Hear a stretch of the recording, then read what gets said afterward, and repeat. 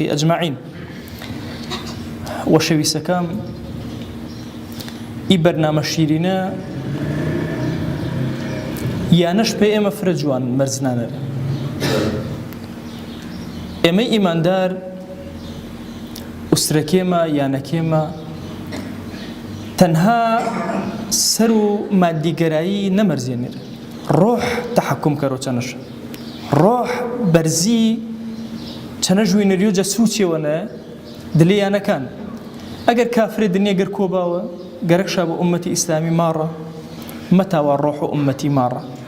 ممکنە جەڕوو مادەی و ماڕامە ئێمە خلافەتی ئیسلامی قەڵێوە گەورەنە ماڕێنەشە چەند ساڵێن هێشتا ئومەتی ئیسلامی ئینا قووەت وێشن چونکە ئومەت هەر قەڵێوەی چژمەڕیۆ ڕۆح چەنەژمەنەوە دلێ قەڵاکێن قورئان و سنە چەنەژمەنەوە کە ئینسان دەسش گێرەوە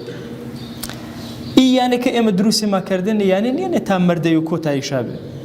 دما و مەردەی ژیانێوەتەر و یانەکە و عایلەکە دەست بە نەکەرەوە ملمی خزمەت و قورئانی پیرۆزی فەرماوە جنات عدن يدخلونها ومن صلح من آبائهم وأزواجهم وذرياتهم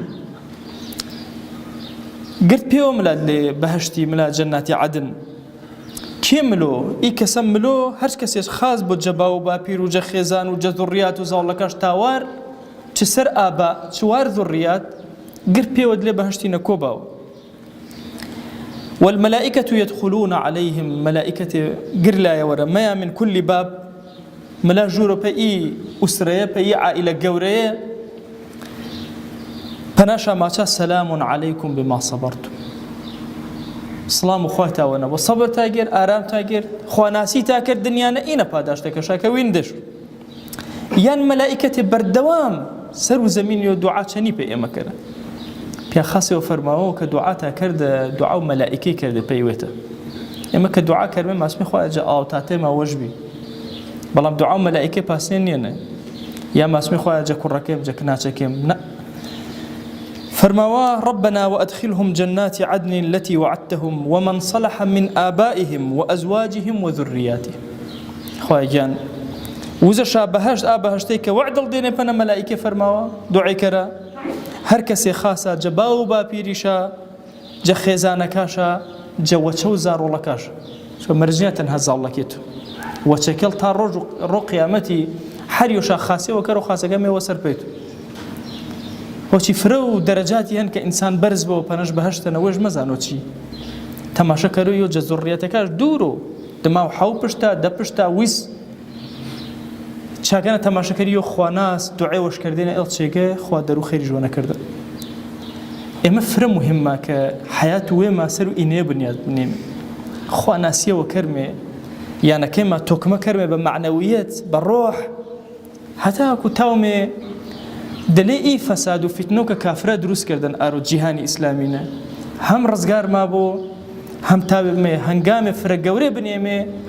پی آینده و فرق دور و گوره آینده و سال و دو سالی نه آینده و دل بهشتی نه یکتری وین میوه و دل بهشتی نه یک گیر میوه اگر انسان زاولکاش پیسه پرورده کرو پیسه معامله کرو چنیشه هر یو جزاولکا دی بالا ریج کرو تماشا کرا روی جروان ای نبو با شفاعت کارو تو پاشوازه ما مالشانی کرو هولده یان گنجه وکا آوتاته جوینو یا بابا جوینو یا برستر وینو کاتی که ما مالشا چنی کرو ما مالی و خواناسانه و دینداره و معنویان یان کاتی که ملو سر و قبر و یویشا زانو چنی ملو پیچیشی ملو چه هدفی وشنو چه دعای وکرو اما رنگا فرقونه ما با کمرمی وش ما مزن ورده بهو وشكاما زريتكاما وكات زاني خوي جور درو خيري كرو إيكسه بيوجد زريتكاويش خو درج ونكرو عفوش كرو بزيوج مجو ملشر